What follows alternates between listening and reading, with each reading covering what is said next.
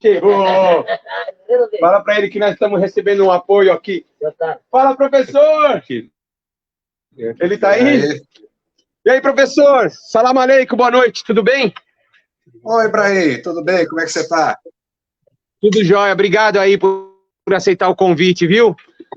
Já vamos abrir para a galera. Recebemos uma presença ilustre aqui de um companheiro dos Correios, mas como é meu amigo, me conhece, conhece a minha história, veio pegar o material, os kits aí.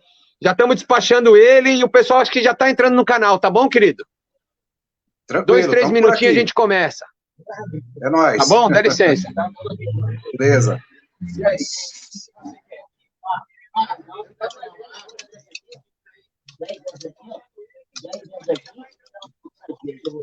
Distribuir na região lá no perto do shopping do Santana. Não, mas ó. Não, ele não. A ideia dos caras lá, vou conhecer os camaradas lá, entendeu? Agora não volta aqui. Não é só quebrada. Não é só quebrada. Não quebrada lá não dá, não. PT lá é. Tá bom, mas ó, se alguém que não aceitar aqueles candidatos que precisar ou dizer que vai apoiar o nosso candidato, tá aqui, ó, 5 kits, que é para ele levar para a família dele, quem sabe a turma toda pode viver. Não, tranquilo, não tem água, nada. Não vai casa não, tô de boa. Tô de boa, saudade de você. Tô ajeitado para comprar umas peças lá no Pecado do Carro e passar lá para pegar. Corre então antes que fecha.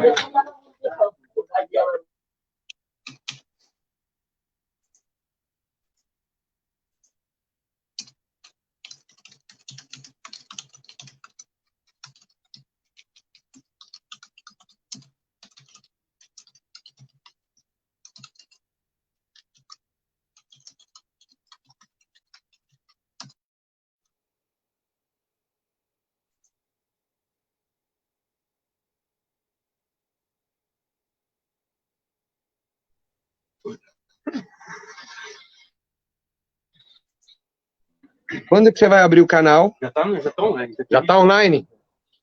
Então, muito boa noite a todos. Quem fala com vocês é Ibrahim, Dr. Ibrahim Habib, 65800, candidato a vereador pelo PCdoB. Valorosa caminhada, junto com todos que estão nessa luta aí para tentar eleger o maior número de vereadores da nossa legenda. E a digníssima candidatura do nosso representante à prefeitura, Orlando Silva, que, modéstia à parte, se não o melhor, um dos melhores deputados federais que o Brasil já teve.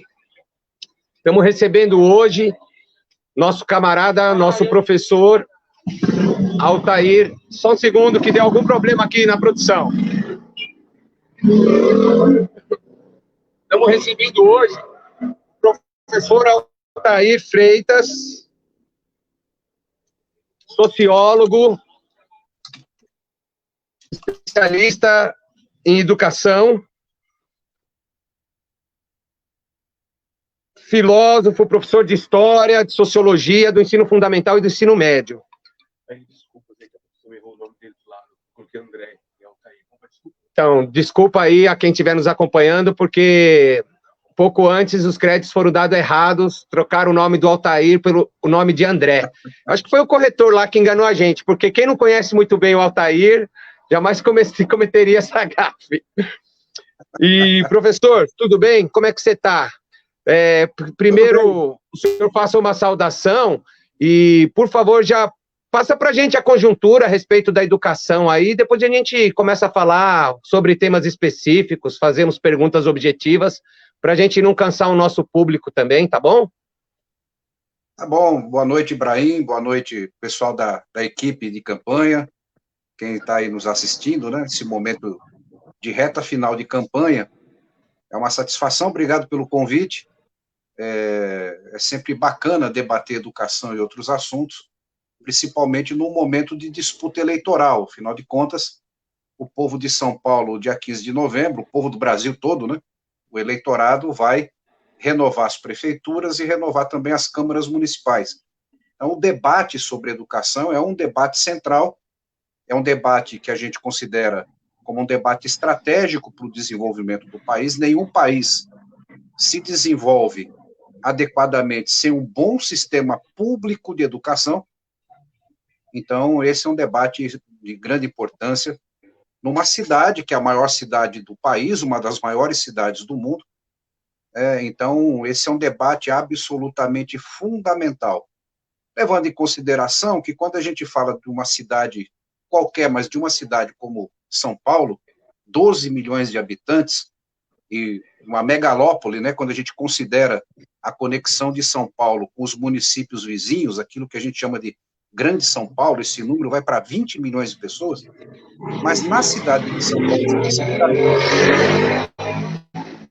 uma situação de muita complexidade, né, porque você tem a educação na cidade de São Paulo, que compreende a educação do município, a educação pública da prefeitura, que é mantida pelo poder público municipal.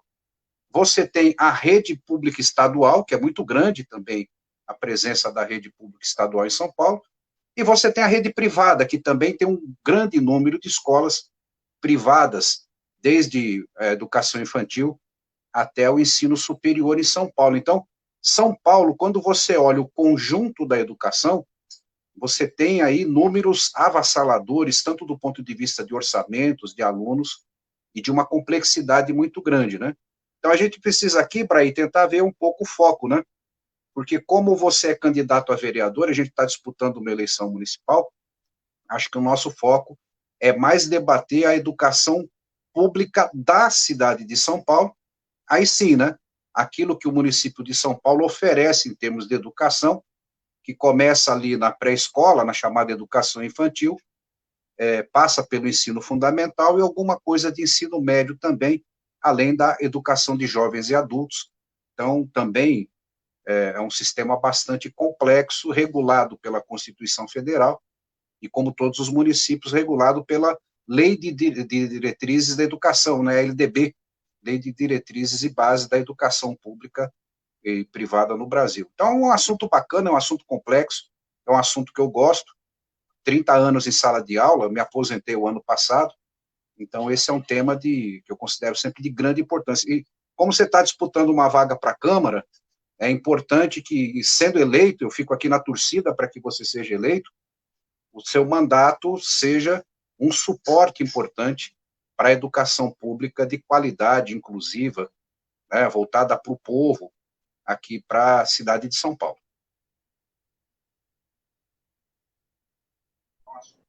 Obrigado, professor, por essas palavras aí e por esse aprendizado que você está trazendo para a gente. Como todos já estão cansados de falar e de ouvir, mas é importante ouvir de um especialista como você, como é que você tem visto aí essa retomada às aulas em meio à pandemia? Quais os pontos positivos, os negativos e o que o senhor considera muito ou pertinente para a ocasião? Então, acho que, assim, nós tivemos um prejuízo muito grande, né, em todos os setores da economia, nas relações pessoais, nas relações sociais, no mundo do trabalho e na educação. O sistema de ensino todo fechou em março, a partir da decretação da quarentena pelo Estado de São Paulo e pelas prefeituras. Então, é basicamente um ano, quase um ano inteiro letivo fora das escolas. A rede pública demorou para engatar o desenvolvimento do sistema online, para possibilitar às crianças, os jovens e adolescentes, a possibilidade de estudar em casa, e a gente sabe, todos nós sabemos, que não basta a prefeitura criar condições, demorou demais para criar as condições para que os estudantes pudessem ter o acesso online dos conteúdos pedagógicos. Mas não basta só isso, porque nós temos, aqui em São Paulo em particular, um conjunto muito grande de pessoas, são milhões de paulistanos que não têm acesso à internet da forma como precisaria ter para que os seus filhos e filhas pudessem ter os conteúdos pedagógicos online. Então, é um prejuízo muito grande. Eu considero que esse é um ano, não é um ano perdido, eu não trataria como um ano perdido, mas um ano que foi muito afetado por demais, o que mostra, Ibrahim e todo mundo que está assistindo, que o Brasil E a cidade de São Paulo, que é a cidade mais rica do país, não estava preparada para isso. Não, tudo bem, não estava no horizonte, não quero aqui tratar a pandemia como sendo uma mera coisa, uma coisa simplesmente de incompetência, mas o fato concreto é que o sistema educacional brasileiro não estava preparado para uma situação dessa, e agora teve que buscar implementar sistemas de aula online, tanto na rede pública quanto na rede privada, mas a gente sabe que na rede pública a dificuldade é muito grande pela carência de boa parte dos alunos que são de famílias pobres que frequentam as escolas públicas. Então, quando você pega o relato dos professores, das diretorias, de diretoras de escola, é muito precário, é muito dificultoso. E voltar agora, né, é sempre essa coisa do tem que ver o copo meio cheio, o copo meio vazio. Eu, pessoalmente, acho temerário voltar, acho temerário ainda. O pessoal, nós ainda estamos com índices altos de contaminação no Brasil, então eu acho temerário. Ao mesmo tempo, sempre a contradição das coisas, né? Os principais pedagogos dizem o seguinte: o ambiente escolar faz falta. A ausência de estar na escola, ou seja, os alunos trancados em casa, também vinham sofrendo. Então, você tem muitos relatos de crianças, principalmente crianças, sofrendo muito por ficar em casa esse tempo todo. Então, é uma situação delicada, não é uma situação simples. O retorno começou agora na terça-feira, ontem, né, desde ontem, com as aulas presenciais no ensino médio, aqui em São Paulo, no ensino médio, e a turma do ensino fundamental continua em casa ainda, tentando recuperar ou tentando desenvolver as questões pedagógicas no modo online, né, que é muito precário. É uma situação difícil, mas é uma situação que revela muito, Ibrahim, tem a impressão, as dificuldades gerais do nosso país com relação à educação. Porque a gente não pode olhar a educação só pela cidade de São Paulo, né? A cidade de São Paulo é parte do Estado, que é parte da nação, então isso revelou muito bem, escancarou o abismo social que existe no Brasil. Há um abismo social gritante, que atinge milhões de famílias em São Paulo, e essas dificuldades fizeram com que, ao não ter sinal de internet, ao não ter telefonia, ao não ter equipamento adequado, o ano pedagógico dessas crianças, desses adolescentes, está muito afetado, muito prejudicado. Então, eu penso que a próxima gestão, que vai tomar posse em janeiro do ano que vem, e a próxima Câmara Municipal, eu espero que você esteja lá, né, tenha muita responsabilidade, tome na mão como providencia para fazer a recuperação desses conteúdos pedagógicos e prepare melhor a rede pública municipal e crie condições para que as famílias possam ter acesso à internet, porque a internet é um fator de democratização de informação e de conhecimento. Acho que é um esforço grande que nós vamos ter que desenvolver em âmbito nacional e aqui em São Paulo, porque São Paulo é a cidade mais rica do país, precisaria estar melhor preparada para esse processo da pandemia.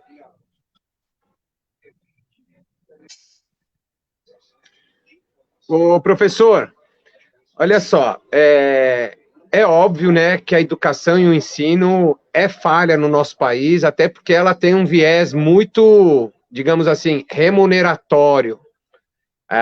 Muitos poderosos que têm interesse, que interferem, ingerem na questão de como é conduzida a educação.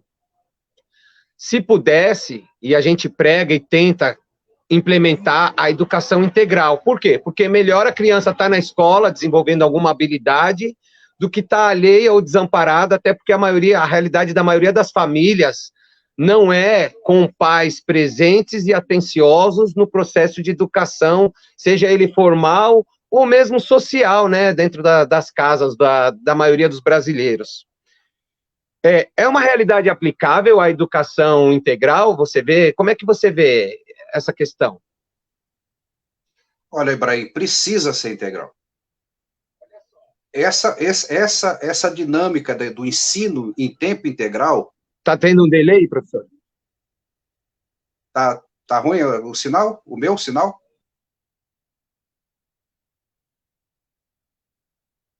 Melhorou, Ibrahim? Tá tudo bem aqui. Tá tudo bem por aí com o sinal? Tá bem. Então, o ensino em tempo integral, ele precisa ser uma realidade. O que significa que nós precisamos investir mais em educação. Investir pesado, recursos orçamentários bem direcionados, bem geridos, com participação da comunidade escolar na gestão. Quando eu digo comunidade escolar, estou falando de pais, estou falando de professores, estou falando de alunos também, a partir de uma determinada idade, de uma determinada faixa etária, democratizando o controle sobre os recursos, sobre os investimentos e investindo pesado. Então, educação não é barato. O país, o Brasil precisa se conscientizar que educação não é barato, é caro, mas é fundamental, porque não é gasto, é investimento. É investimento no futuro, é investimento na construção de cidadania, é investimento na construção de profissionais qualificados para o mundo do trabalho, para o processo de desenvolvimento da economia, do desenvolvimento social. Então, é factível. Aqui em São Paulo já tem um processo que começou de escolas em tempo integral, mas é um tempo integral capenga, né? Os relatos que a gente tem das escolas municipais é que é muito ainda insuficiente, tanto do ponto de vista do tempo que as crianças e os adolescentes estão ficando nas escolas, como é muito precário ainda o próprio processo de estadia. Tem muito improviso. Educação em tempo integral pressupõe o aluno estudar os conteúdos previstos no currículo, ter tempo de desenvolver as atividades, digamos assim, aquilo que seriam as atividades de casa, né? As lições, aprimorar o aprendizado, e ter um conjunto de outras atividades voltadas para o desenvolvimento pedagógico, para o desenvolvimento cultural, para as artes, para a prática esportiva, né? Porque a escola, se ela tiver condições e estrutura, ela precisa servir para isso, para as crianças aprenderem os conteúdos fundamentais, as matérias, ter um bom desenvolvimento pedagógico nesse aspecto, e lá também ter acesso a um outro universo de possibilidades de desenvolvimento do conhecimento. Então, é preciso investir nisso. É preciso ter decisão política por parte das administrações municipais de investir cada vez mais no tempo de estadia da criança e do adolescente dentro da escola e também no desenvolvimento de programas de processos pedagógicos, culturais e esportivos que garanta que essa estadia seja de qualidade. Não é simplesmente uma extensão. Acaba a aula meio-dia, fica lá mais 2, 3 horinhas, com um negócio precário, improvisado, pega professor que está lá de uma matéria para ele dar alguma outra coisa para a qual ele não é preparado. Então, da forma como está sendo feito, é um avanço? Mas ainda é muito limitado, a gente pode avançar mais. Eu acho que nós temos que lutar para ter esse avanço, porque a cidade de São Paulo, eu tenho insistido muito nisso, né? A cidade mais rica do país, ela deixa a desejar em relação a municípios menores. Deixa muito a desejar em relação a estados, inclusive, que são menos, digamos assim, economicamente desenvolvidos do que o estado de São Paulo. Então, a gente tem muita coisa para trilhar ainda, para construir uma educação em tempo integral bastante adequada aqui em São Paulo.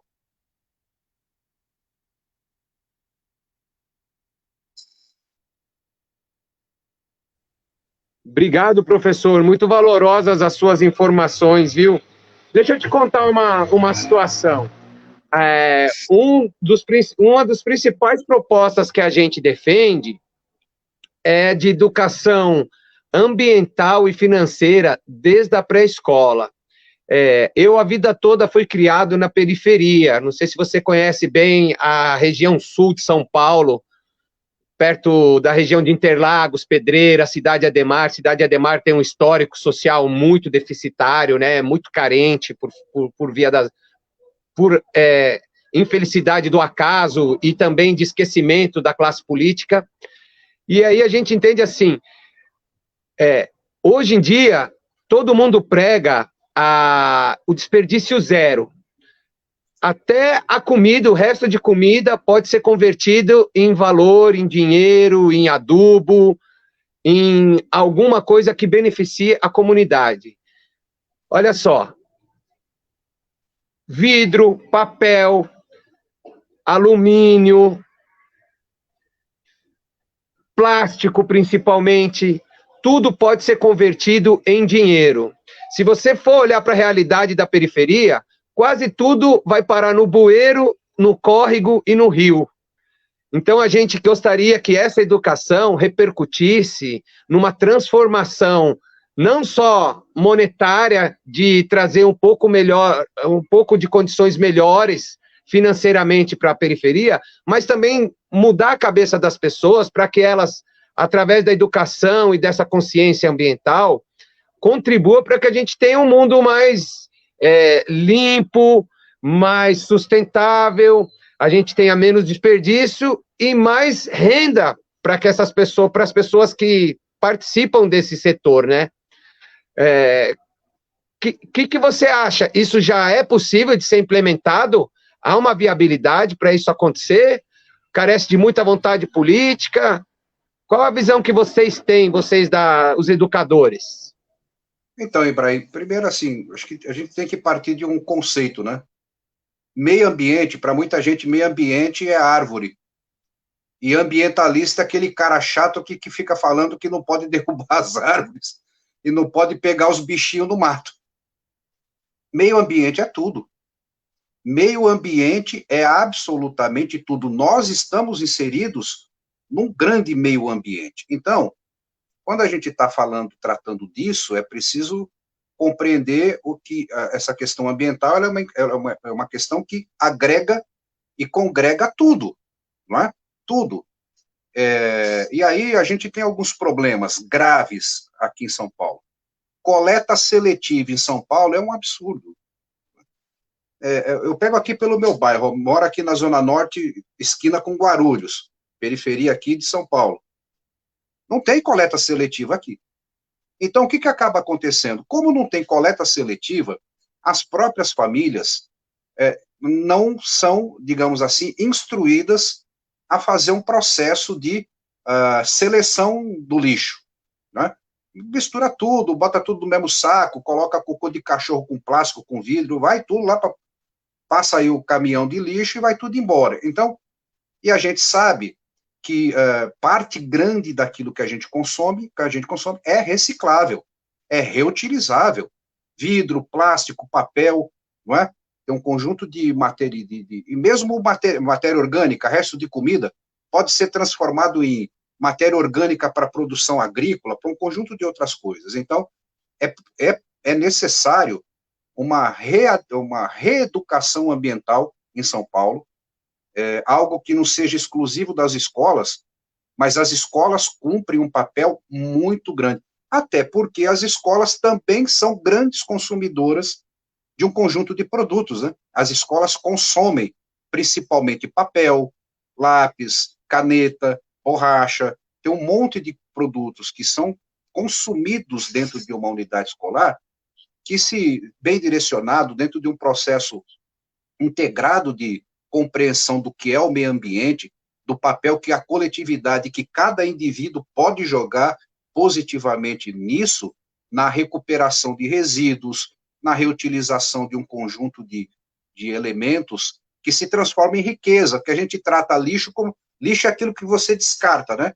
Mas o chamado lixo, ele é uma riqueza, bem utilizado, reaproveitado, ele é uma riqueza que gera renda, Então, nós temos, sim, é preciso fazer um processo de readequação, projetos pedagógicos avançados no sentido da compreensão dos alunos e das famílias sobre o papel do meio ambiente, sobre como utilizar a reciclagem, utilizando isso, inclusive, no cotidiano das escolas. É possível, é necessário. O meio ambiente, com certeza, melhoraria muito se a gente tivesse um processo mais avançado desse, de coleta seletiva e de educação ambiental, né? Educação ambiental é fundamental, particularmente num período que nós vamos entrando, em que parte dos recursos naturais começam a ficar escassos, a começar da água. No Brasil ainda não é muito caso, mas você sabe bem que tem regiões do mundo onde há escassez de água doce, né? Então, você tem possibilidades de, a partir do ambiente escolar, com certeza, criar condições para uma reeducação ambiental na sociedade paulista, na sociedade brasileira, precisa desenvolver. Agora, qual é o grande problema nisso? É que, às vezes, esse tipo de coisa, Ibrahim, fica muito por conta de projetos específicos em determinadas escolas. Então, o próprio poder público não desenvolve um programa da prefeitura que seja integrador das famílias, das escolas, num processo de reeducação ambiental. Então, fica muito por conta de pequenos projetos pedagógicos, normalmente é professor de ciências que faz isso na escola, então falta, de fato, um processo mais ampliado, um processo maior, com uma visão mais ampla sobre a questão da educação ambiental, que pudesse ser aplicado nas escolas municipais. Tenho ampla concordância com isso. Talvez isso casa com aquela questão do ensino integral, apesar de não parecer ser muito realista, porque eles sempre vão alegar que faltam recursos, sem entender que educação não é despesa, não é gasto, é investimento, e é investimento a curto, médio e longo prazo. Claro. Quem dera a gente possa, a partir dessa eleição, começar a ter uma renovação nesse sentido, de transformar a consciência, de um modo geral, de todos os envolvidos, e principalmente a sociedade. Parece que você entrou numa questão aí que eu gostaria que a gente linkasse aqui. Por exemplo, a interação da comunidade com o cotidiano escolar. Infelizmente, muitas na periferia principalmente, a maioria das pessoas, das famílias são carentes, a gente sabe da realidade, tem muita família fragmentada, desestruturada, algumas famílias, a chefe de família é uma mulher que passa muito tempo fora de casa. Vocês, em algum fórum de debate, de discussão, já fizeram algum anteprojeto, já vislumbraram alguma possibilidade real, a curto prazo, assim, objetivamente? Que medida enérgica a gente podia estar adotando nesse sentido? Então, Ibrahim, é o seguinte, as escolas já têm uma certa tradição das associações de pais e mestres, né? Isso é antigo. Então, as escolas têm esse mecanismo de integração das famílias, que é mal utilizado. Eu fui, durante muitos anos, professor da rede pública estadual, tinha lá a PM. Então, o que acabava acontecendo? E aí tem uma questão de mentalidade, que eu considero uma mentalidade limitada. Tem muita gente que atua na educação que acha que pai dando opinião em escola atrapalha. Eu discordo dessa visão. Eu sou daqueles que entendem que é importante que a comunidade escolar esteja dentro da escola.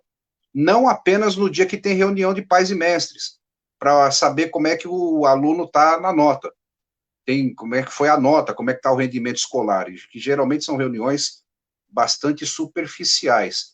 É preciso investir num processo de integração real, efetiva, de presença da comunidade escolar dentro da escola. Porque o dinheiro é público, os recursos são nossos. O dinheiro público não sai do nada, sai dos impostos que a gente paga. Então, a escola, ela pode cumprir esse papel agregador, ela deve cumprir esse papel agregador de trazer os pais para dentro da escola. Isso ajuda no processo pedagógico. Agora, evidentemente que não é fácil, né? Você mesmo disse, nós temos muitas famílias com muitas dificuldades, pai e mãe trabalham o dia inteiro, tem dificuldade de comparecimento no cotidiano da escola. Então, é preciso criar mecanismos, instrumentos que viabilizem a presença dos pais nas escolas de tempos em tempos, não apenas naquela reunião para saber nota, etc. e tal. Portanto, precisa recuperar esse conceito da associação de pais e mestre, não exatamente com esse nome, mas você ter conselhos de representação dos pais, dos alunos, na gestão escolar, compartilhando a gestão com os diretores, com os professores, e a gente não pode ter medo de povo. O povo tem suas dificuldades, o povo tem suas limitações de entendimento das coisas, mas a escola precisa servir para isso. Ela tem que servir para isso também, para ajudar nesse processo, né? Isso demanda vontade política. Vontade política do administrador municipal, vontade política da secretaria municipal e também um processo de convencimento das próprias escolas da importância de contar com pais e alunos no trato geral da escola, no cuidado com a escola. Professor, olha que interessante, né? Assim, são vários assuntos, são vários temas. A gente sempre faz um roteiro também para não cansar as pessoas que estão nos acompanhando, prestigiando, para ser gostoso, ser legal, ser produtivo, né? A nossa conversa. E a gente fez uma análise da realidade sobre a questão da educação de um modo geral. Nós temos muito orgulho de ter participado da construção do modelo do CEL, né, que infelizmente não atinge todas as comunidades, em especial as periferias da nossa cidade, que é gigante e carece muito de equipamentos, principalmente equipamentos culturais. Dos 96 distritos, só em 43 deles que existe. E uma das nossas propostas que a gente discutiu também é, por exemplo, a escola tem que ser o local onde se desenvolvem, se descobrem as potencialidades da nossa comunidade, da nossa juventude, das nossas crianças e dos membros da sociedade que hão de construir uma sociedade melhor, mais fraterna, mais digna e autossustentável, por que não? Então, a gente já conversou com vários especialistas e conhecendo a realidade, inclusive eu andei assistindo um candidato do meu partido, o Alexandre, lá de São José do Rio Preto, que tem projetos maravilhosos. Entre eles, ele defende a presença permanente de psicólogo e também professor de educação física nas escolas. Por quê? Porque às vezes você percebe, pode notar alguma dificuldade e corrigir algum mal maior que isso pode resultar. Então, não sei como é que você vê, o que você acha disso, mas como pode as nossas escolas não desenvolver as potencialidades, né? Não ter oficinas para descobrir, de repente, um poeta, um cantor, um artista, alguém que gosta de lidar com planta, alguém que gosta de lidar com a madeira, alguém que gosta de desenvolver alguma profissão desde cedo. O que você acha dessa proposta, assim? Será que é viável, seria viável a gente ter um psicólogo e um professor de educação física para dar uma atenção especial para aquele que possa ter um problema maior? A gente sabe que a realidade da maioria das famílias não é igual, e na periferia principalmente, né? O que você acha? Claro, não, eu acho, veja, eu sou adepto da educação, além do tempo integral, da educação integral, que é a educação que junta o aspecto pedagógico com o cultural, o pedagógico específico, né, matemática, português, história, geografia, ciência, com o aspecto da cultura de modo mais amplo. Você ter artes, cultura, as diversas manifestações artísticas, o aluno ter acesso a isso, tem ambiente mais adequado para uma pessoa, uma criança, um jovem, um adolescente, ter acesso à produção de cinema, à literatura, à arquitetura, à pintura. A escola precisa ser esse ambiente. Ela tem que ser esse ambiente. Ao esporte, nós estamos aqui todo mundo acompanhando a eleição nos Estados Unidos, né? Os Estados Unidos são uma potência esportiva, não é à toa. Eles têm lá um processo de dedicação à prática esportiva desde a escola. Vem da escola, lá eles criaram processos, a gente sempre vê muito isso em filme, né? Mas não é coisa de filme, não. Você tem lá as ligas estudantis de futebol americano, de basquete, um forte processo de preparação para os esportes olímpicos, nas escolas. Então, isso é necessário, por isso que eu estou falando aqui em educação integral, aquilo que os gregos antigos costumavam dizer, né? É preciso ter uma mente preparada num corpo preparado. Então, você pode ter o desenvolvimento intelectual e o desenvolvimento físico. Não é pensar, né? Quando a gente fala em físico, né? Às vezes o pessoal fala, você quer todo mundo ser atleta? Não, não é isso, não. É a possibilidade da pessoa ter um desenvolvimento saudável, combinando tudo. Alimentação saudável, vida saudável, preparando as pessoas para o mundo, para a vida, dentro da escola. Então, tem acompanhamento psicológico, é evidente. Você sabe, Ibrahim, muita gente aqui, provavelmente, que é da educação, sabe disso. Professor, eu sou professor de história, fundamentalmente. Mas a gente que é professor em sala de aula, muitas vezes, não são raras, são muitas vezes, você tem que deixar o seu lado professor e incorporar o lado psicólogo. Ouvir os problemas dos alunos, tentar entender o que está acontecendo, porque tem muita violência doméstica, tem uma violência gigantesca na sociedade brasileira que afeta profundamente as crianças e os adolescentes e afeta o aproveitamento pedagógico. Não tem como uma criança e um adolescente ter um bom aproveitamento pedagógico se ela está submetida a um conjunto de violências no seu ambiente familiar.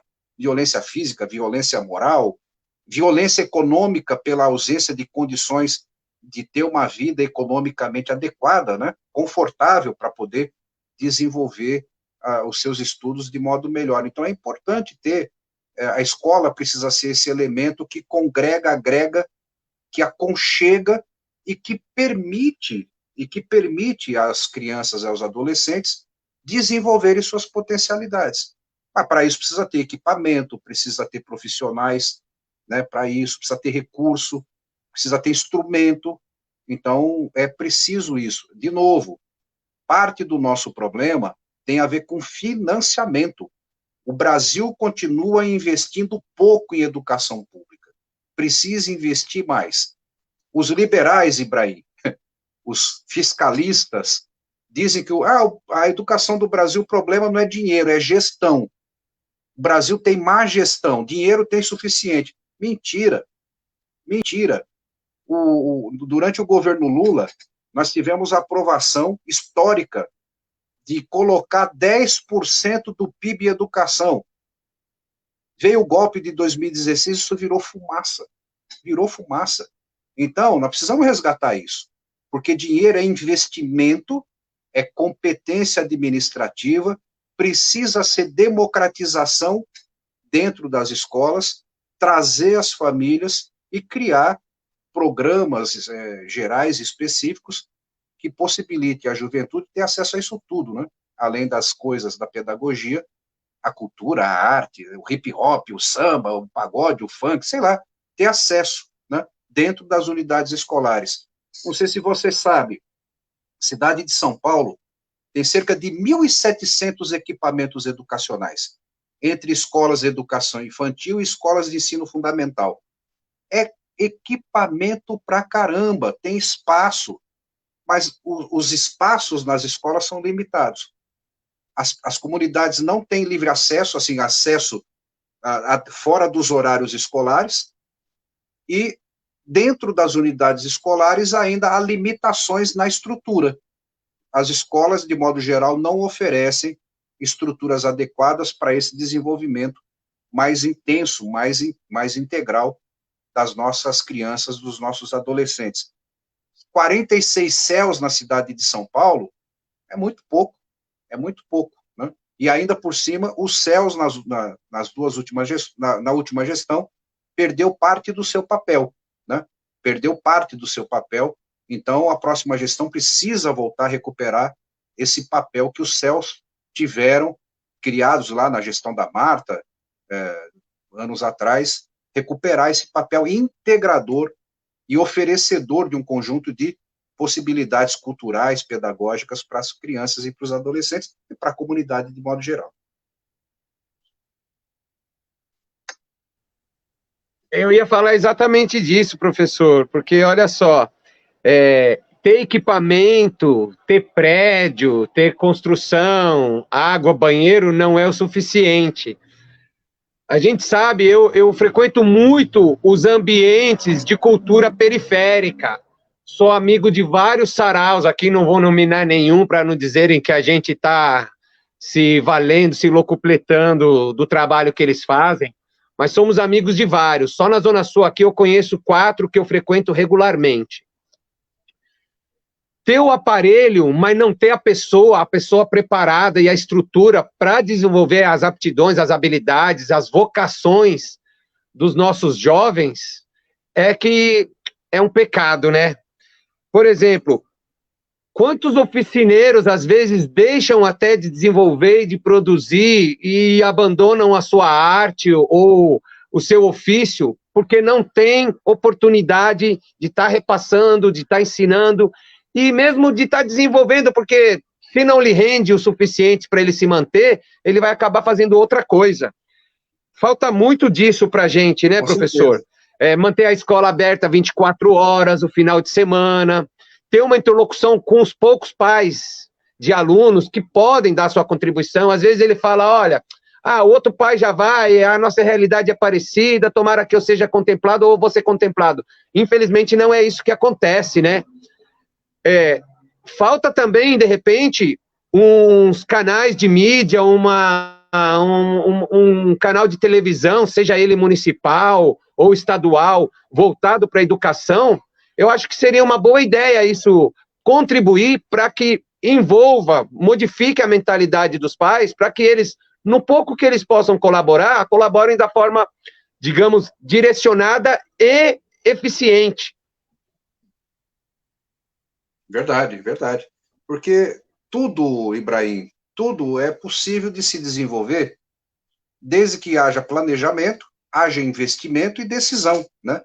Então, esse processo de integração, mais integração das comunidades escolares com as escolas, com o trabalho pedagógico, isso é muito importante. Agora, isso requer tempo, requer persistência, requer método, requer abertura de espírito por parte de quem trabalha no setor da educação. Então, é possível desenvolver, é possível ter canais de comunicação, tudo é possível, né? Precisa ter orçamento, precisa ter planejamento, decisão política, força de vontade, porque também se no primeiro problema as pessoas desistem, a coisa não anda.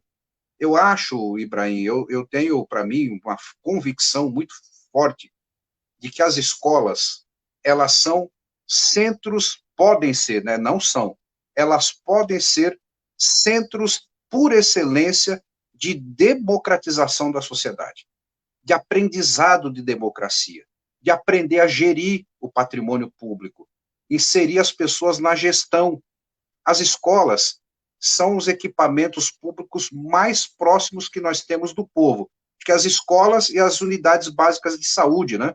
Então, é possível, é necessário desenvolver ações no sentido desta integração, transformar as escolas não apenas num lugar onde as pessoas ficam lá 4, 5 horas por dia, voltam no dia seguinte, voltam no dia seguinte, fim de semana tudo fechado, sendo que ali é um espaço público que, bem utilizado, pode servir como um fornecedor de um conjunto de outros produtos importantes para as comunidades. Numa cidade como São Paulo, que é tão carente de centros culturais, de espaços onde a juventude pode desenvolver sua arte, a arte na periferia é riquíssima. O pessoal desenvolve uma linha de preconceito, né, de que a periferia, o Orlando tem trabalhado muito isso, o Orlando tem desenvolvido um raciocínio muito importante nessa campanha, é olhar a periferia como potência, é olhar a periferia como possibilidade muito intensa, ela já é uma potência.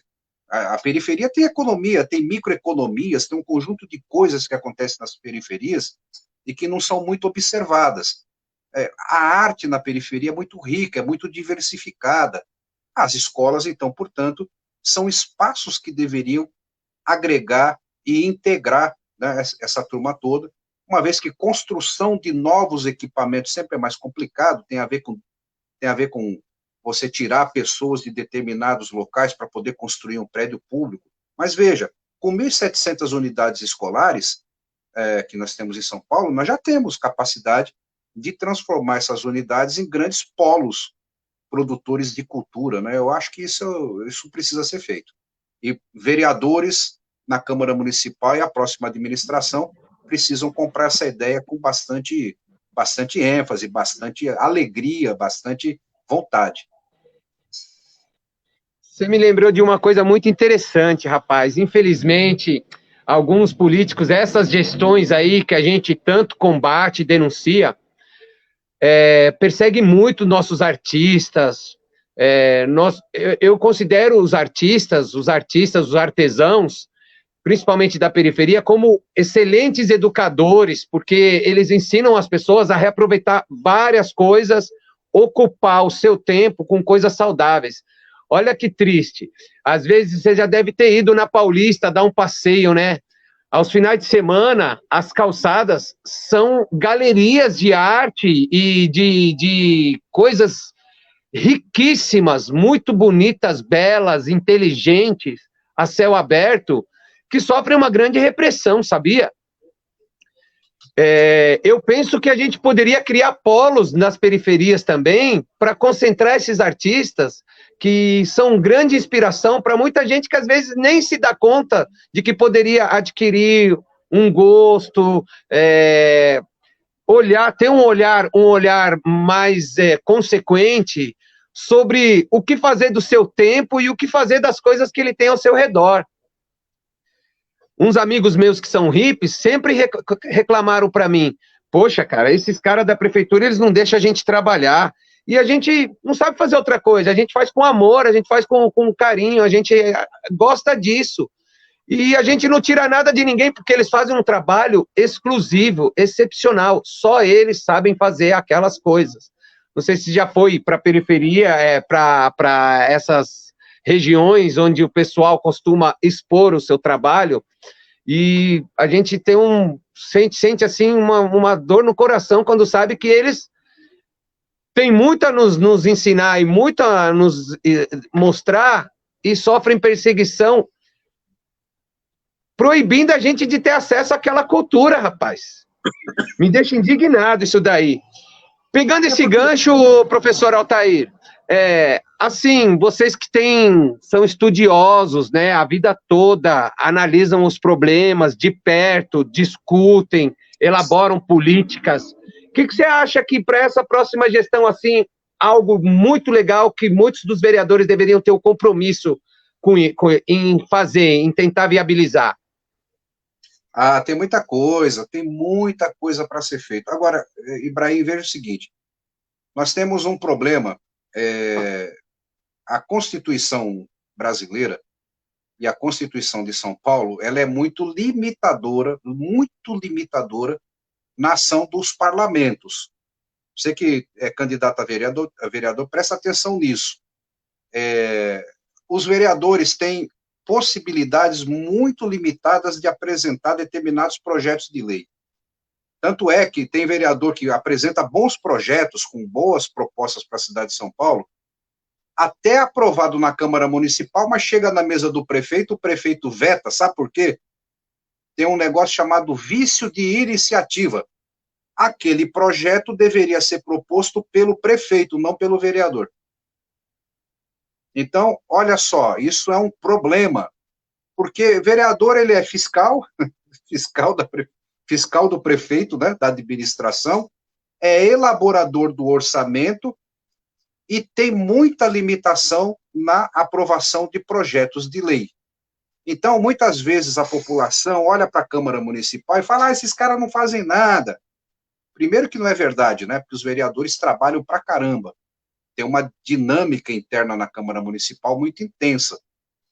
Mas tem esse aspecto da limitação de proposituras, ou seja, não é qualquer tipo de ideia que um vereador pode apresentar, e se apresenta, mesmo que ele aprove, o prefeito veta, porque não é competência da Câmara Municipal, mas competência da administração municipal.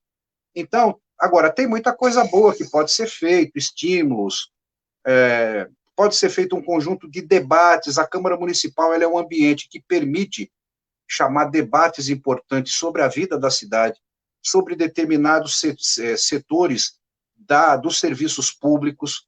Então, é preciso muita criatividade. Eu acho que um bom vereador é aquele que se relaciona bem com o seu eleitorado, se relaciona, né, direto, não fica só lá no gabinete, lá na Câmara Municipal, tem que ter muita presença no bairro, nos bairros aonde atua, tem que ouvir a comunidade, ouvir muito, ouvir a comunidade e dali extrair propostas, né, levar para o debate, levar para o prefeito, escuta, isso aqui é bacana, isso aqui é importante.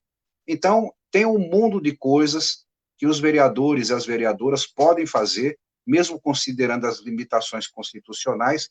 Eu acho que é importante sempre ouvir o povo, ouvir, no caso da educação, ouvir os professores, ouvir a turma que está na sala de aula, no cotidiano, porque não é brincadeira, né? Não é fácil. A administração de São Paulo, o prefeito Bruno Covas, gosta muito de falar que fez e aconteceu aí com relação à educação, mas no mundo real e concreto da sala de aula, as dificuldades são muito grandes, falta de estrutura, salas de aula com número inadequado de alunos, né, muito aluno por sala de aula, falta de estrutura, falta um monte de coisa. Então, os vereadores precisam ouvir, e aí, ouvindo, dialogando com as comunidades, no caso específico da educação, dialogando com a categoria, né, os profissionais da educação, aí apresentar propostas, olhar lá, ler, o que eu posso fazer mesmo, até que ponto eu posso propor um projeto de lei, e isso aqui pode ser útil para a cidade. É usar a criatividade. Eu acho que o vereador, sendo criativo, Ibrahim, e você é um cara criativo pra caramba, eu sei disso, né? Acho que tem condições de, se for eleito, fazer um belo mandato popular, um mandato ligado à comunidade, às comunidades, aos profissionais do direito. Eu sei que você é um homem do direito, um advogado, tal, e aos outros setores profissionais. Acho que tem condições de fazer muita coisa boa. É preciso botar a inteligência para funcionar, porque dá para fazer coisa bacana, assim, com certeza. Obrigado, professor. Para a gente não cansar nossos telespectadores, para que as pessoas assistam esta e a outras, gostem de assistir, tirem proveito do nosso bate-papo, né? Ver que a gente, além de propositivo, é muito comprometido com essa transformação. A gente já está chegando meio que ao final da nossa live aqui. Ainda não estou te agradecendo, porque não vou encerrar, vou deixar para você encerrar. Se não for nesse bloco, a gente faz um adendo. Não sei se mandaram perguntas, mas eu acho que a gente falou bastante sobre coisas muito interessantes e pertinentes. Eu sou amigo do embaixador, que ele é um dos caras que tocam uma campanha que chama Dia Mundial da Limpeza. Vai nessa esteira aí do mundo livre de resíduos, né, reaproveitar tudo que for possível. Chama-se Lixo Zero. Também tem outro grupo aí do qual eu sou associado, é Lixo Zero. O pessoal é especialista da consultoria, mas principalmente cutuca as empresas e alguns setores da sociedade para que eles se comprometam. Isso que é o mais importante, porque a partir do momento que eles se comprometerem, a transformação é desencadeada. Entendeu? Bacana. Então, diante dessa situação, professor, a gente gostaria muito... Hoje eu recebi um meme que chama o professor de tio e chama o técnico de futebol de professor. A gente tem uma inversão de valores absurda, né? Vamos tratar com bom humor, mas vamos também se comprometer com a releitura, né? A desconstrução do que está errado e vamos caminhar no caminho certo. Poxa, a gente vive no país mais rico, o país que tem a maior quantidade e gama de recursos naturais, minerais, inclusive humano. Se você for analisar do que é composta a nossa sociedade brasileira, em classes sociais e etnias, é o maior caldeirão que se tem notícia do planeta. Não é possível que a gente não aproveite a parte boa disso tudo. Eu mesmo sou exemplo vivo disso, né? Eu não gosto de falar que eu sou libanês, porque eu estou integrado, vivo no Brasil há 40 e tantos anos, sempre no mesmo bairro, na periferia. Participei da origem do movimento do hip hop, a gente dançava break no papelão, professor. Eu sou contemporâneo, meu amigo pessoal de infância, aquele cara, o Taíde, que é um dos primeiros precursores do hip hop cantado. Um cara que era o maior artista da época, que também era da nossa turma, que fazia os grafites, é conhecido, o nome dele é Sérgio, conhecido por D-Boy. Hoje eu estive na porta da casa dele. Poxa, ele não mora mais lá na mesma casa, os irmãos mudaram, mas os vizinhos lembravam, cara. A rua era de terra, do lado de um córrego. Quando eu falei para ela que as minhas propostas eram essa e aquela, ela falou, putz, cara, muito legal, porque aqui, aquela pontinha que você está vendo em cima do córrego, já foi varrida pelo entulho, pelo lixo do córrego várias vezes, porque a pressão da água aumenta, bicho, quando tem sujeira. Quando não tem sujeira, ela passa maleável e vai embora, né? Então, para não cansar o nosso público, gostaria que você fizesse as considerações finais. Se a gente puder pegar mais algum gancho, beleza, se não, para tornar sempre o nosso bate-papo gostoso, proveitoso e fazer com que as pessoas gostem de participar disso. Eu acho que aqui a gente faz a diferença. Que nem eu falei aquela hora para você. Poxa, a gente não tem um canal de televisão municipal. Como é que pode? Um canal de televisão da educação, exclusivo da educação. Dos oficineiros, por exemplo. Porque se às vezes a gente não pode envolver os pais diretamente, que a gente envolva especialistas para que esses aparelhos, esses equipamentos que a gente tem lá, gastando água, energia, pagando impostos, possam servir para transformar a sociedade de forma mais imediata. O que você acha? Com certeza, Ibrahim. Eu acho que você tem grandes propostas, muitas ideias positivas, tem uma vivência importante, né, das dificuldades do povo, das potencialidades do povo. Então, eu acho que você, se for eleito, Ibrahim, vai ser um grande vereador. Eu fico aqui na torcida pela tua campanha, pela tua eleição, junto com o nosso Orlando Silva, 65, né, o PCdoB nessa empreitada da disputa da eleição municipal, propondo ideias, trazendo propostas, dialogando com o povo, uma campanha muito popular, a nossa chapa é muito bacana, né? São 83 candidaturas populares, tem profissionais de educação, profissionais do direito, tem metalúrgico, tem carteiro, e a tua candidatura é uma candidatura dessas que nos orgulha bastante, por tudo que você é, né? Por toda a sua trajetória ligada à cultura, ligada ao direito, ligado aos direitos humanos, ligada à luta antirracista, né? Porque isso é muito importante. Você de origem libanesa, libanês, tem toda também uma conexão com a comunidade árabe aqui de São Paulo, na luta em defesa da Palestina, contra o preconceito e a discriminação. Então, Ibrahim, eu aqui quero, como últimas palavras, para você e para quem está nos assistindo, digo para você que eu torço de coração pelo sucesso, uma grande campanha, uma grande votação. São Paulo precisa de lideranças como você, que tem essa vivência toda, e desejo, então, portanto, muito voto, uma grande eleição, e quem sabe ano que vem a gente pode fazer uma conversa sobre educação com você ostentando lá uma vaga na Câmara Municipal de São Paulo. Tá bom? Um abraço para você, viu, Ibrahim? Um abraço para todo mundo. Com a satisfação. Obrigado. Muito obrigado pelas palavras. É uma honra ter estado com você nesse momento, ouvir de você essas palavras, trazendo esse apoio, mas principalmente o conteúdo do que você passou para a gente, para estimular, motivar as pessoas a terem um olhar consequente sobre a questão da educação, da juventude. E é isso. Mesmo que a gente não entre, a gente deseja e quer muito entrar. Eu acho que a gente faz por onde? A vida toda de militância nos moldou para que a gente possa representar da melhor forma, com honradez, com obridade, tudo isso que você falou. Muito obrigado, um forte abraço, Palestina livre sempre, liberdade a todos os povos, uma candidatura antirracista, antifascista, e que possa inspirar as pessoas, né, para que elas também se comprometam e acreditem. Porque quando a gente perde a fé, meu amigo, já era. Então a gente não pode nunca perder a fé.